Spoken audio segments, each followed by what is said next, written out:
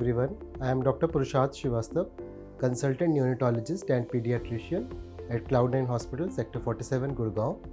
So today the topic of my discussion is thermal care in newborns.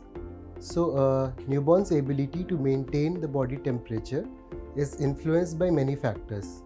So environment is also a very important part of it. So thermal protection is very important and it starts right from the birth.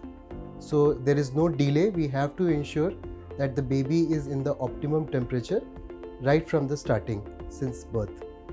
So there is a concept called as warm chain, which is very important and it is followed. It is a sequence of 10 steps which is followed, and importance of it is that while we follow these steps in a sequence, we can ensure that the baby's temperature is maintained adequately right from the birth. So what are the temperature ranges? How do we classify this cold stress or hot stress? Okay. So normal axillary temperature is 36.5 to 37.5 degrees Celsius, and cold stress we say when the temperature is between 36 to 36.4 degrees Celsius, and hypothermia when the temperature goes below 36 degrees Celsius.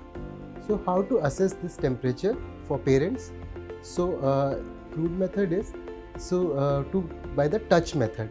So the abdominal skin and the hands and the feet of the baby are touched by the parents back of the hand. So according to this, there can be three stages. Like if the baby's hands and feet are also warm, then that means child is in thermal comfort. If the hands and feet are cold but abdomen is warm, that means the child is in cold stress. And if hands and feet as well as abdomen is also cold, that means the baby is in hypothermia. So best way to measure is using a digital thermometer. A very common condition which we have to prevent in the babies is called as a hypothermia. So what are the signs? So usually absent or non-specific signs are there. So early signs can be like the child may look pale, cool or bluish peripheries, and irritability.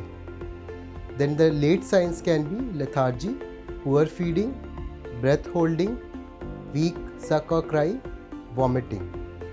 So how to prevent hypothermia? First, we have to remove the cold and wet clothes, ensure there is skin to skin contact with the mother, and continued breastfeeding. So if beyond this care is required, you need to consult the pediatrician as soon as possible.